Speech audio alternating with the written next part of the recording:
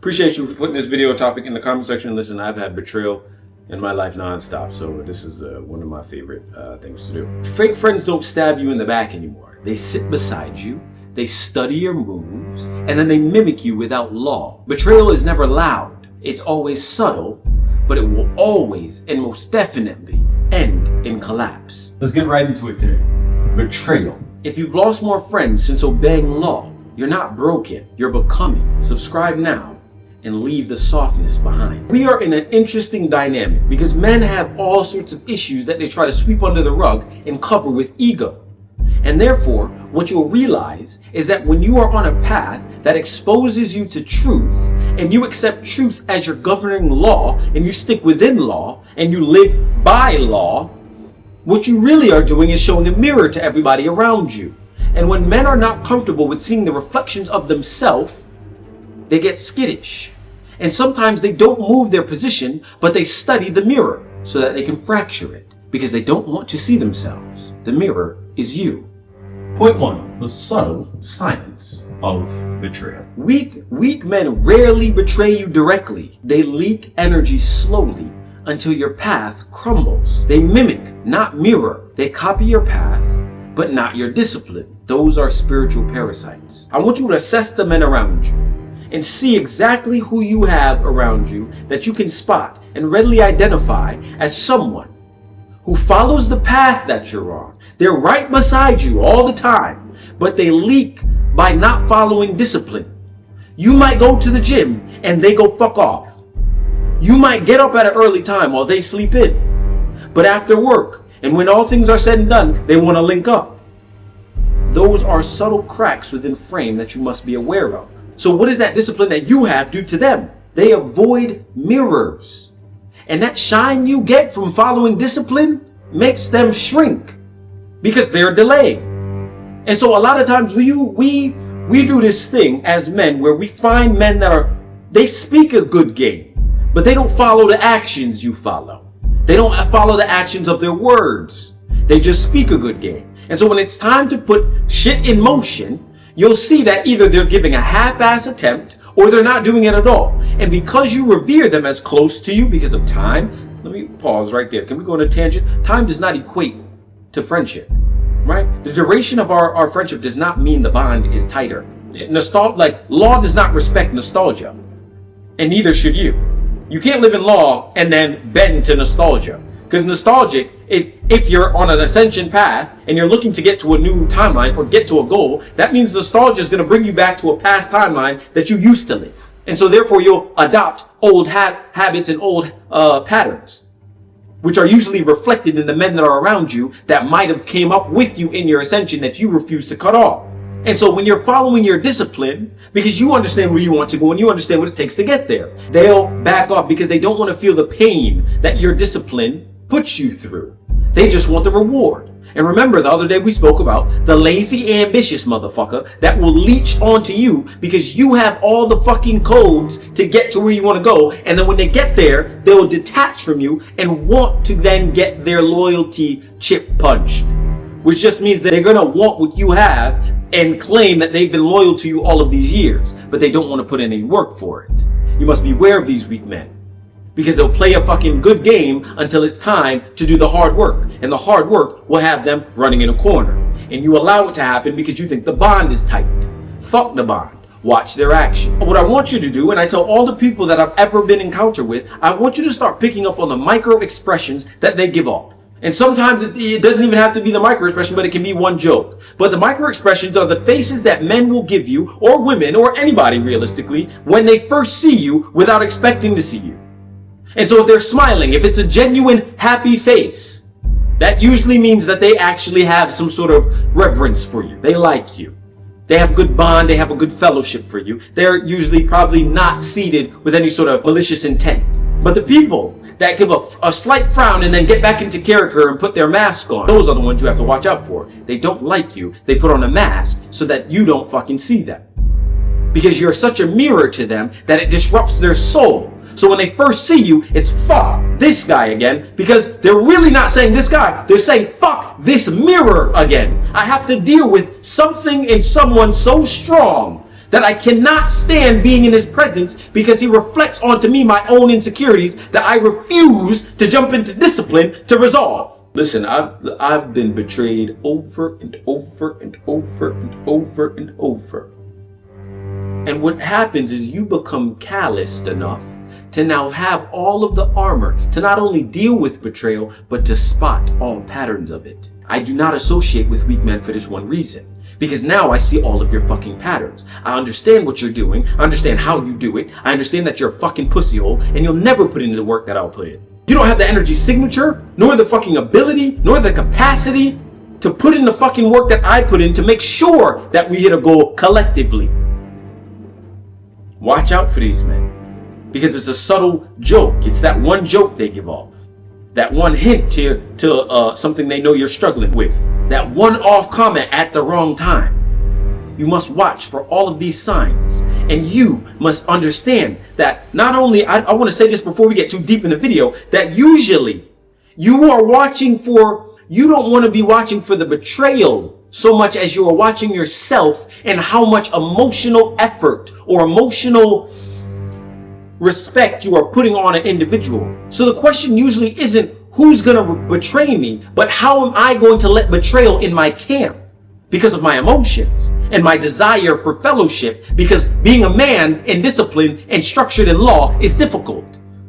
So by right, you're going to want someone that you can at least sharpen your sword with, because usually when you're on this path, it gets very lonely. And so instead of being lonely, you suffice with someone who is lesser than you. Not because they're lesser than you by composition, but they decide not to put in hard work and discipline and structure into the way that they live. And so you allow it. So is it them that betrayed you, or is it you that betrayed yourself? Drop an axe in the comments if you ever had to let loose on one of your friends to retain your crown. This is war, and you're not alone. 2. The cost of keeping loose ends. Every weak tie in your life is a frayed wire in your nervous system. And what does that do? That creates fog. You lose clarity. And fake friends are the fucking promoters of fog. And you'll start doubting your mission and where you should be going, not because of your own slackness, but because you're in their presence. They love chaos, but they'll wrap it up real good for you because they understand that you'll spot them out. And they don't want to be seen. So they wrap it up with a good smooth talk. They might come with you to the gym, but they'll subtly leak your energy. They might fuck off while you're actually lifting the weight. They might loosen their reps while you either spot them and not count, or you walk away while they're doing their reps. You'll not see the small slips that they do because you're too focused and in the zone of your own discipline. And so you miss all of these opportunities to see that the people around you are directly draining your energy. And then you start to doubt your own path. You start to doubt the things you know you should be doing. You start to become flexible with your routine. You think just because your buddy or your partner is doing it, that, hey, I need to be his side man, his wingman, right? And then women come involved, that softens you even more. And they bend to the knee to pussy so quick that you find yourself in predicaments, hey, you should have never been in. You should have been in bed by 9:30 to get up for 4:30, get to the gym. But you fucked around, went to the club, got 2 bitches and fucked. Now it's 2 o'clock, 3 o'clock in the morning, you still up. What are you doing? Now your nervous system is out of whack. Take 2-3 days to get over that, but then you really don't get over it because they're still in your proximity. You start loosening up your restrictions on yourself. You're allowing the fog to just become what it is. And then there are going to be times where you lose track of time. I'm telling you from experience. I've allowed weak men in my circle so close to me that I violate my own routine. The fog takes over my vision. 3-4 months go by, and when I finally have a moment of reconciliation of what the fuck my life is turning into, I say, shit, whoa, what the fuck, where did I go wrong? You went wrong because of the people that you allowed within your proximity. You must become a sharp sword to anyone who fucks around with your discipline. But first, that comes with you and your ability to acknowledge it. Because a lot of us don't want to acknowledge it. A lot of us want to sit there and just be cool, kumbaya with everybody. And so with them in your path, what are you doing? You are directly delaying your ascension. This is nothing mythical. I want you to understand. These spiritual motherfuckers that try to make everything fucking a joke or make it seem more mystical than it is, these are just logical pathways that you can readily identify if you took the time to realize, oh shit, I have softness around me that I'm not cutting off. So I'm delaying my ability to get to my ascension on the right timeline that I should have had it. Then you wonder why you're delaying, right? Your routine's fucked up. And so you tether yourself to softness, and softness is what? Softness is now delaying you, but not only is it delaying you, it's requiring a payment. You think being around softness doesn't require a payment? It don't cost something? And you are giving something very valuable to softness. And the longer you allow weak men to persuade you through softness, the longer you're delaying, but the deeper you're tethering yourself into a timeline you don't want to be in. And so this brotherhood that you seek and this brotherhood that you want to have requires alignment to the nth degree. Because otherwise you're going to blur your frequency. And when you blur your frequency, all of the opportunities that lie in front of you in your ascension path, you're not going to get to. And even if you were to get there because of your sheer strength, once you got in front of opportunity, they're going to shoot that shit down faster than a motherfucker. Because if you ever got it, you might finally realize the motherfucker that held on to you so long, or the weight that was holding you by your ankles. And you might cut them off. They're like leeches. They need you to survive. They need you. They have no other purpose because they've relegated themselves to not only your fucking pathway, but they said, you know what? Fuck the discipline to my own. I'm gonna be so disciplined in my softness to attach myself until he makes it. But that neither of you make it because you allow them to be the fucking weight that holds you back. And you allow the softness and the fucking bond and the emotional baggage you have with them to just hold you back a little longer, just a little longer, just a little longer until you're fully tethered into a timeline you didn't want to be in. Take the time to assess your circle, not tomorrow, today. 3, how to cut without collapse. This isn't revenge. When you get rid of these people, when you get rid of these soft men, this is not revenge. This is realignment. You are finding yourself again. You're hearing yourself again. You're clearing the noise. You're becoming more disciplined. No drama, just distance. You just elevate in silence. There's no reason to justify your movements to the unworthy. Once you deem the weak masculine for what it is, cut with no explanation. Move. Move forward. They're unworthy of your energy. You realize how much energy they took out of you, so why the fuck would you bother explaining it to them? Plus, why the hell are you explaining your own decisions? You gotta start asking yourself about the things that you do for the weak masculine, but also the things that you allow for yourself. Is that your standard? Is your standard explaining to everybody about your movements? You're never gonna win that way. Take the time to, once you pick a decision, you stand firm on that decision with no explanation. It's your decision. A part of the softness that you allow is that explanation. You need no explanation. You just dismiss, silence, and elevate. Success will roar when you get there. And let that be your explanation. Because no one can't say shit to you when you're at the top. Oh, that's why he cut me off. But what the fuck they gonna say? They could be mad. Hey, I'm more of a mirror. Maybe this time that you see me at the top, you might get your shit together. This is not revenge, simply realignment. And so the next step is then making sure you enforce law with no emotion. Law doesn't give a fuck about how you feel. Law doesn't give a fuck about how he feels. Law don't give a fuck about how nobody feels. Law is law. The laws of the realm are what they are. And once you understand what they are, bro, you just live. There's no reason to have any emotion. You think about where you want to go, that's mentalism. Correspondence makes sure that your life reflects that. Vibration means that you have to move at a certain frequency to get there, or move to get to the frequency. Rhythm, there's a rhythm to life, so make sure that you stay on rhythm, stay in discipline, structure. Polarity, you are now polarizing yourself to the masculine's edge, your masculine edge, which is sharp and very disciplined, with little to no emotional relapse. It's just emotional discipline. Cause and effect, you are now putting in a new routine to get a different effect than that you were living. And gender, you need masculine and feminine energy to create. So when you decide that you're going to sit in your side of masculine and make sure that you have the masculine structure to be able to hold the feminine energy so that you can start creating shit, you're good to go. No need to explain. Just move with law and enforce it on every part of your life. Pick a goal and then let it go down the system of the ranks of the laws. And then just seal the door. Seal the access to you. Period. Point blank, period. Do not let softness, people who you can identify as weak, people who have betrayed your trust more than once, you only really need one time for a motherfucker to show you who they are. Don't let them show you it again.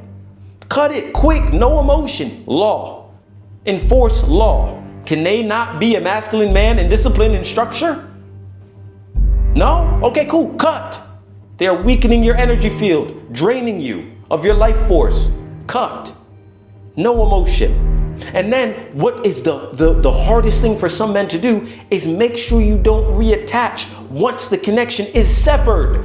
No, ooh, I've changed, come back please. No, ooh, brother, let's catch dinner. No, ooh, let's go out to lunch. No, ooh, I'm about to go to this rooftop bar. No, ooh, no, nothing. Give a fuck if a motherfucker changed his life around. Fuck you, I got shit to do. Oh, what you forgot? It's always permitted that you forgive. Never forget. That is how a lot of y'all get betrayed. You see the false actions of an undisciplined man. You see the fucking weakness in him. You don't then acknowledge it and you just allow it because he's your partner. And then what? You allow that shit to just dissipate from your brain and continue walking with it? Because of what? Does he run you? He own you then. You're a bitch. No, you're not. So acknowledge it, see for what it is, confront it, and then remove yourself. No need for any further explanation. You're a weak man. I don't need that. I don't desire that. My ascension path requires killers. And you, my friend, are the type that don't put in any work. They always got emotional flare-ups. They put you in positions you don't need to be in, right? A lot of the men that you will realize that are on a path similar to yours will give you not only advice, but they'll live so true to themselves that they are a mirror to you. And that's what you realistically need. When two men are following their discipline structure and they just live in law, they provide a mirror for each other. So if anyone slips, you just correct yourself because you're not hitting the standard. He doesn't need to tell you that you're not hitting the standard. Watch him. He living. Is he going to the gym on time? Is he eating his meal plans on time? Is he fucking women or is he really dedicated to what he said he was dedicated to? What do y'all talk about? You have to assess everything around you. When you start to live in law, it becomes a bit easier to see who's aligned with you and who's not. Hey, one of my closest buddies, and I don't really have too much people, if not any. One of my guys runs parallel to me. Why? Because he lives in his own lane. I live in my lane. And what is it? Anytime we connect, it's all about feedback, about how we continue to move at speed. Not delay, not bitches this, not that. Money, discipline, working out, adjustments, things we might not spot, blind spots. And anytime he slip, I'm catching you right there, confrontation. Bro, think about that. Remember what you did last time. That's a slip, that's a slippage. Don't fall for that trick again. He'll do the same shit to me. You're missing this, bro. You see the passion I come with? He don't flinch to that. Bro, yep, you're missing that. Think of it this way. Okay, cool. Perspective from a different lane, but at a same disciplined, structured style of living. You need men like that. Y'all don't need to be buddy every day on phone, chatting up like two gyal. You sit down, you say what you gotta say, you refine each other, and you move forward. We'll talk next week.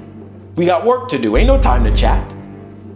And a lot of the time you're looking for companionship through the hard times. It comes, but allow yourself to get through the ascension path first.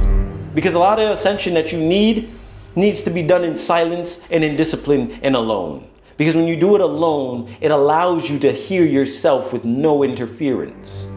So don't fear when you start to live in law and a lot of your male friends back off of you. They don't want to be disciplined. You're a mirror when you start to live in law. And especially when you start to take the techniques of spotting weaknesses in men, you're gonna realize that there are 10 times more weak men than you ever thought before. So again, Betrayal is something that you must ask yourself why you're letting towards you, not necessarily why it's happening, because betrayal is inevitable, especially on this path. When you're lived in law, you become a mirror to everybody. It's gonna happen. But now the question isn't about pointing the fingers and asking, why am I being betrayed? But how am I letting betrayal affect my path? Because I've let it into my circle. Remember, you have a choice. No one's telling you to be friends with people. No one's telling you that you need the same friends from 20 years ago. No one's telling you any of that. You choose that and you allow nostalgia and emotions to take over instead of discipline and structure. Think about it.